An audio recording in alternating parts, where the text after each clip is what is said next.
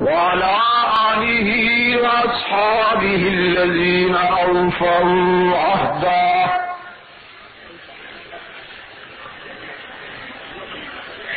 الذين هم مفاتيح الرحمة ومصابيح الغرر.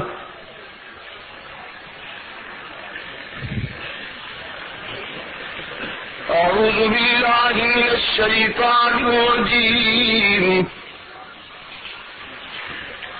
بسم الله الرحمن الرحيم.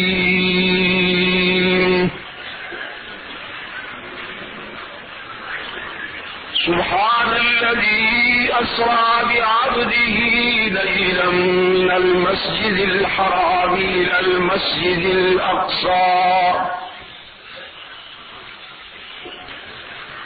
الذي باركنا حوله لنريه من آياتنا إنه هو السميع البصير.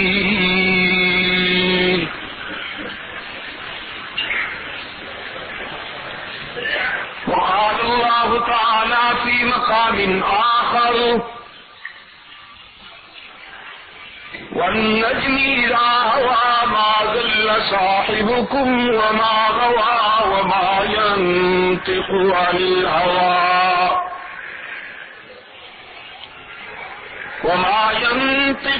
الهوى إن هو إلا وحي يوحى علمه شديد القوى ذو مرة فاستوى وهو بالأفق الأعلى ثم دنا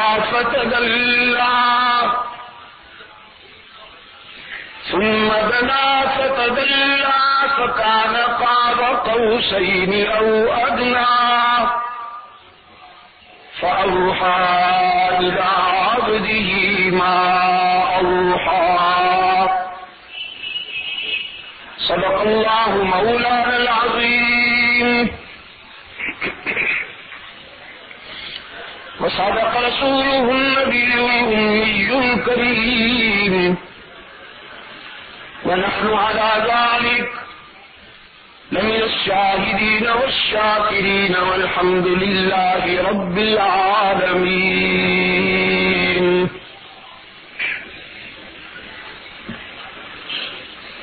صدر اجلاس ارباب علم و دانش، محترم بزرگوں اور عزیز دوستوں، آج 17 مارچ 1988 ہم یہاں قصہ خانی پشاور میں معراج النبی صلی اللہ علیہ وسلم کے عنوان سے معنون اس کانفرنس کے دوسرے اجلاس میں دعوت و تبلیغ کی نسبت سے جمع ہے.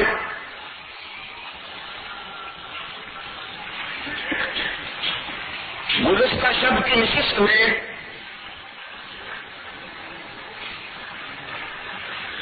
میں نے آپ کی خدمت میں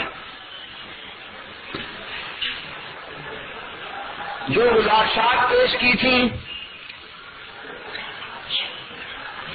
اگر وہ آپ کو یاد ہے اور خدا کرے کہ وہ آپ کو یاد ہوں،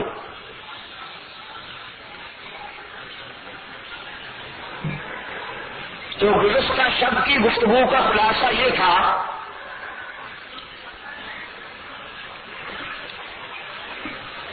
کہ معراج حق تعالی کی طرف سے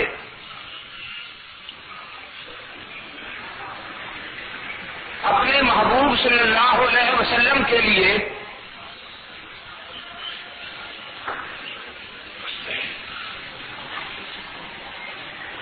مکتب ایثار و عشق میں کامیابی پر ایک مثالی انعام ہے.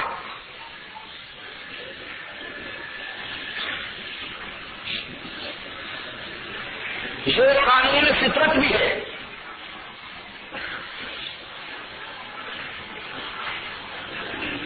اور قانون محبت بھی.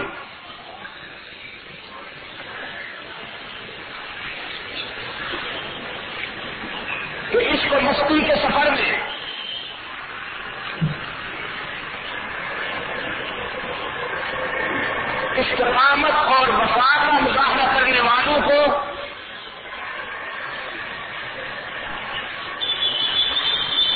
صرف آخرت کے لیے نہیں، اس دنیا میں بھی صلہ ملتا ہے۔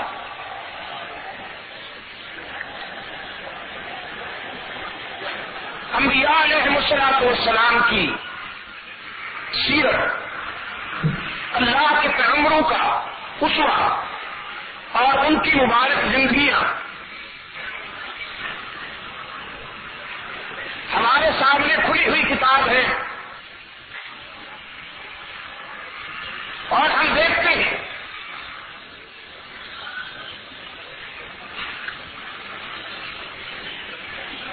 کہ راہ حق کے ان مسافروں نے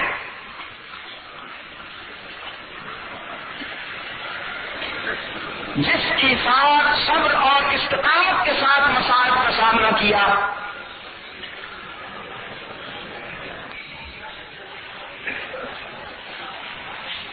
سیدنا یوسف علی نبینا و علیہ تسلیم، حضرت یعقوب علیہ السلام کے لاڈلے فرزند بھی ہیں اور اللہ کے برگزیدہ پیغمبر بھی۔ بچپن سے ہی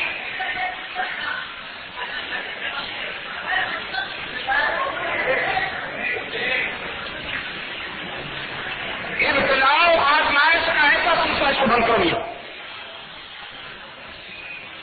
ابتلاء و آزمائش کا ایسا سلسلہ شروع ہوا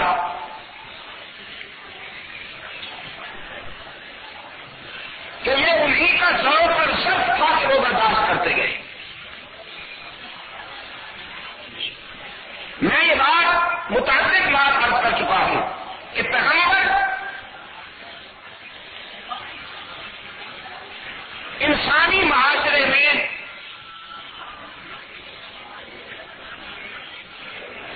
اپنی ہر ادا میں ایک امتیازی مقام رکھتا ہے۔ وہ اتنا بہادر ہوتا ہے کہ اس دور کے انسانوں میں کوئی اتنا بہادر نہیں ہوتا، وہ اتنا صابر ہوتا ہے کہ اس دور میں اتنا کوئی صابر نہیں ہوتا، وہ اتنا سخی ہوتا ہے کہ اس دور میں اتنا کوئی سخی نہیں ہوتا،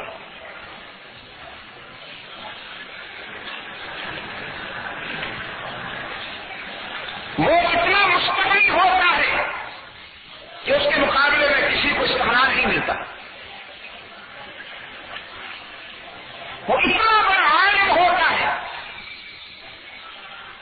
کہ اس دور میں اس بارے کا کوئی عالم نہیں ہوتا، وہ اتنا رحمدل ہوتا ہے، انسانوں کے لیے ہمدرد ہوتا ہے کہ اس دور میں اس بارے کا کوئی ہمدرد اور رحمدل نہیں ہوتا، وہ اتنا بڑا حوصلہ والا ہوتا ہے کہ ان کے پائے کا کوئی اور حوصلے والا نہیں ہوتا۔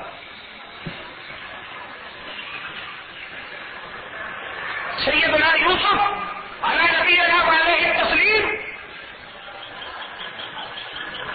جن کی زندگی کے ارد گرد گھومنے والے حالات و واقعات کو اللہ نے احسن القصص قرار دیا، خود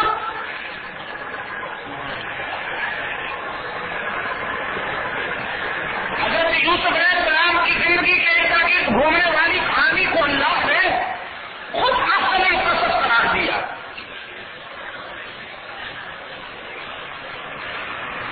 جب یوسف کی کہانی قرآن کی زبانی اللہ نے اپنے محبوب کو سنائی تو تمہید میں یہ جملہ آیا،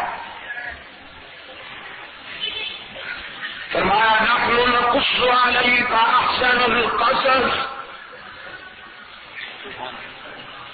نحن نقص علیک احسن القصص بما اوحینا الیک ھذا القرآن،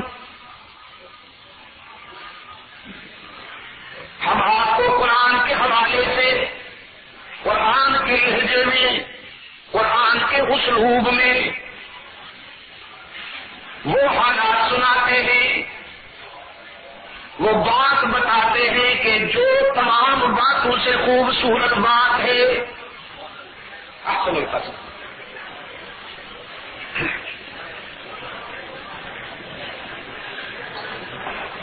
لڑکپن ہے، بچپن کا زمانہ ہے،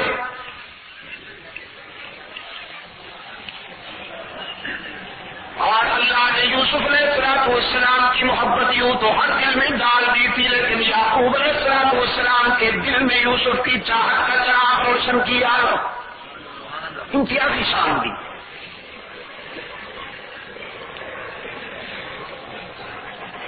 یوسف کے چہرے پہ نظر ڈالتے ہی یعقوب علیہ السلام کی آنکھوں میں چمک آ جایا کرتی تھی، افسردگی دور ہو جایا کرتی تھی، گرانی دور ہو جایا کرتی تھی، چہرے پر غم و اندوہ کے آثار مٹ جایا کرتے تھے، راحتوں کی صبح طلوع ہو جایا کرتی تھی.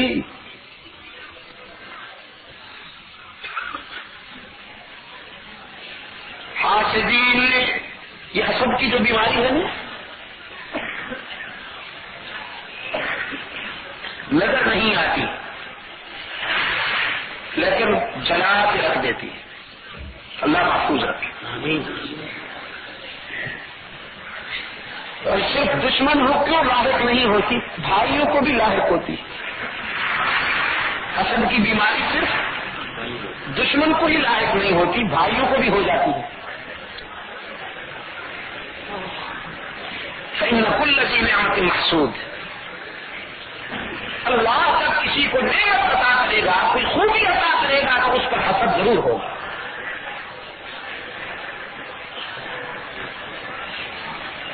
گھبرانے جایا کیجیے.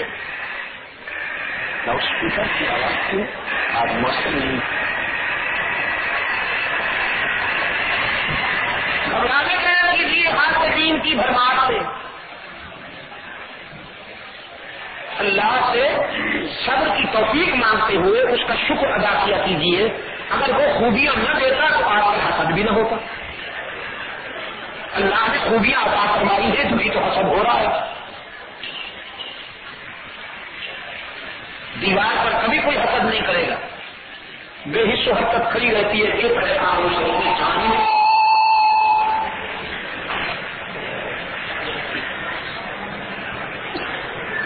خوبیاں آئی، حسن آیا، جمال آیا تو حسد بھی آیا.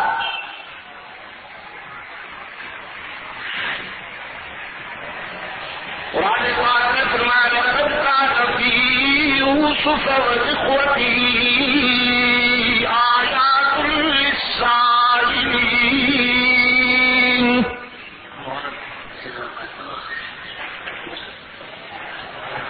زندگی کی تلخیوں سے گھبرائے ہوئے لوگوں کے لیے بہت ساری عبرتیں پنہاں ہیں اس بات میں.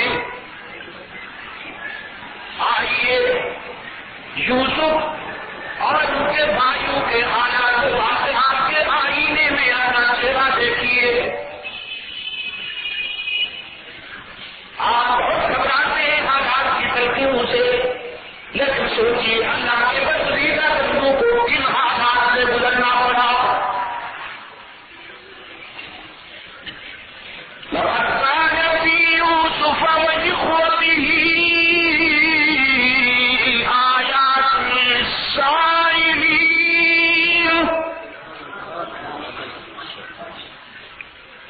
إذ قالوا ليوسف وأخوه أحب إلى أبينا منا ونحن عصبة إن أبانا لفي ضلال مبين.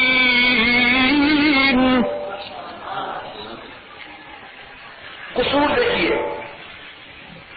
حسد کے بیماروں نے سب سے بڑی بات یہ کی ہم پرانے ہیں، ہم بڑی جہالت ہیں، اور یہ ایک ہے عمر میں بھی ہم سے چھوٹا ہے. کبھی کبھی عمر میں چھوٹا ہونا بھی آزمائش ہو جاتی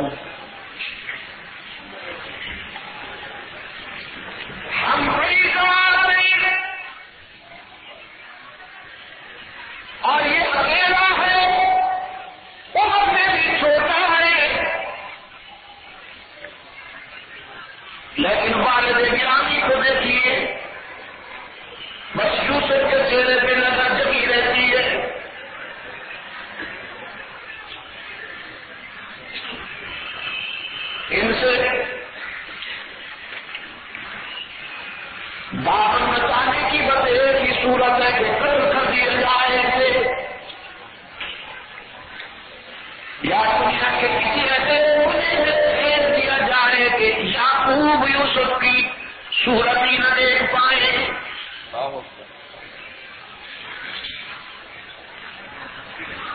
یہ اور اس کا بھائی بنیامین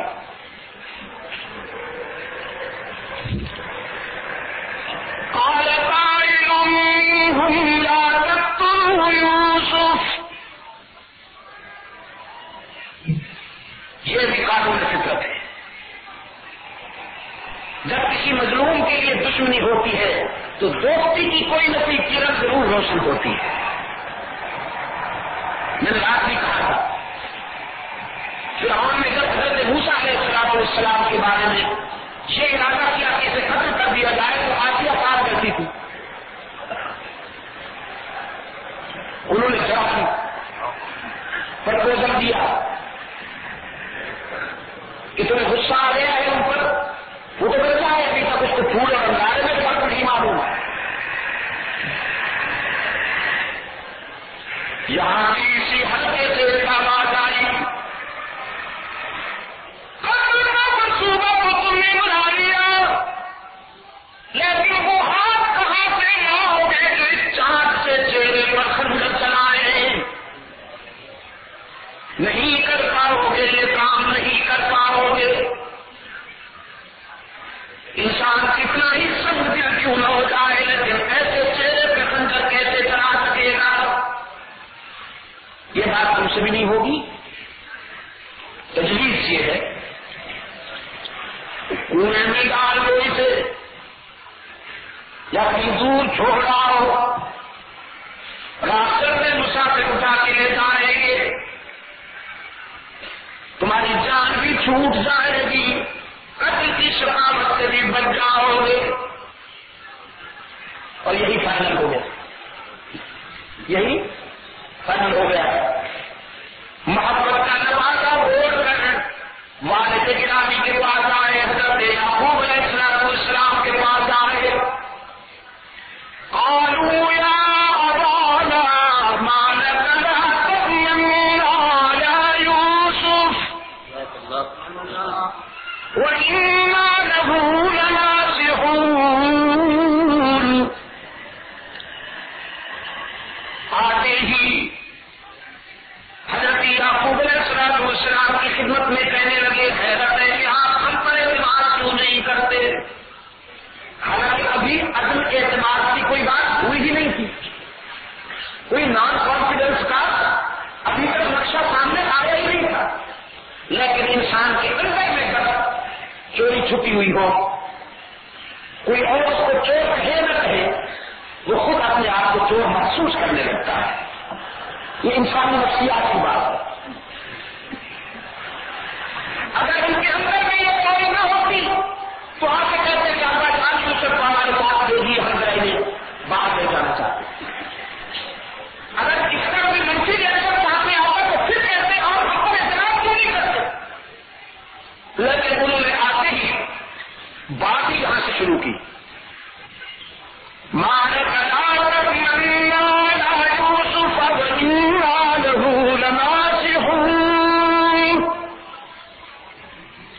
کیا بات ہے، آپ ہم پر اعتماد کیوں نہیں کرتے؟ حالانکہ ہم تو یوسف کے ناصح ہیں اور ہمدرد ہیں۔ ارسلوا معنا غدا يلتع ويلعب وإنا له لحافظون۔ انہیں ہمارے ساتھ بھیجیے، ہم اسے جنگل میں لے جانا چاہتے ہیں، ہر وقت آپ سے گود میں بٹھائے رکھتے ہیں، ذرا دنیا بھی دیکھے، حفاظت کریں گے، بے فکر رہیے۔ میں یہ واقعہ نہیں آپ کو سنانا چاہتا، میں اپنے حضرت پہنچنے کے لیے تھوڑا سا یہ جھلک دکھا رہا ہوں آپ کو۔ لے گئے حضرت یعقوب علیہ السلام نے اندیشہ ظاہر کیا، کہیں کہیں میرے لگتے جگر کو نقصان نہ پہنچ جائے، کوئی مہنگا نقصان نہ پہنچا دے. انہوں نے قسمیں کھا کھا کر یقین دہانی کرائی. ہم جماعت ہیں، اتنی بڑی تعداد میں ہیں، ایک یوسف کی حفاظت کرنا کوئی مشکل بات تو نہیں ہے. ہم سب مل کر حفاظت کریں گے، آپ مطمئن رہیے.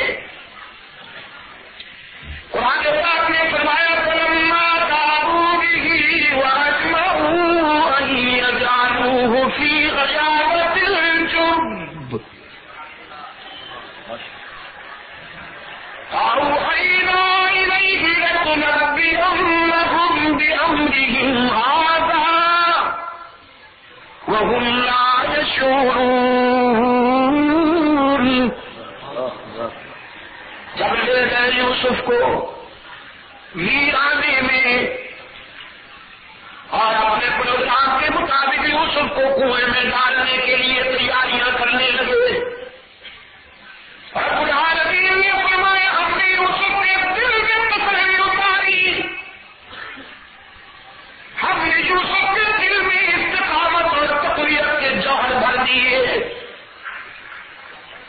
کہ دشمن تو بہت ہے لیکن دوست بہت زیادہ طاقتور ہے. یہ تجھے مٹانا چاہتے ہیں لیکن ہمارا فیصلہ ہے کہ ہم تجھے بلند کریں گے. رات میں یہی کہا، مکہ والے مٹانا چاہتے تھے اور عرش والے نے بلند کرنے کا فیصلہ کیا تھا. یہاں بھی یوسف علیہ السلام کو مٹانے کا پروگرام بنایا گیا، کنویں میں ڈالا گیا. رب العالمین نے روح الامین کو حکم دیا جاؤ میرے پیغمبر کو اپنی آغوشی امانت میں سنبھال لو. باپ کی گود میں بھی اتنا سکون نہ ملا ہو جو تیری آغوشی امانت میں یوسف کو میسر آئے. یوسف کو محفوظ ہو گئے. کنویں میں جا کر یوسف پشاور کے بے زبانوں محفوظ ہو گئے. کنویں میں جا کر یوسف کو محفوظ ہو گئے. اور برادری خون چھپانے کے لیے، جرم چھپانے کے لیے ناٹک لگاؤ. یوسف علیہ السلام کا کرتا اتار لیا تھا، اس پہ خون ملا، مصنوعی خون، کسی جانور کے خون سے وہ کرتا رنگین کیا، پھر اسے لکڑی پہ اٹھا کر علم بنایا. کیا بنایا؟ علم بنایا. یہ ہتھکنڈے پرانے ہیں، ہاتھ نئے ہیں. ہتھکنڈے پرانے ہیں، ہاتھ نئے ہیں. چوری چھپانے کے لیے یہ ناٹک بہت پہلے ہوا. جناب رسول اللہ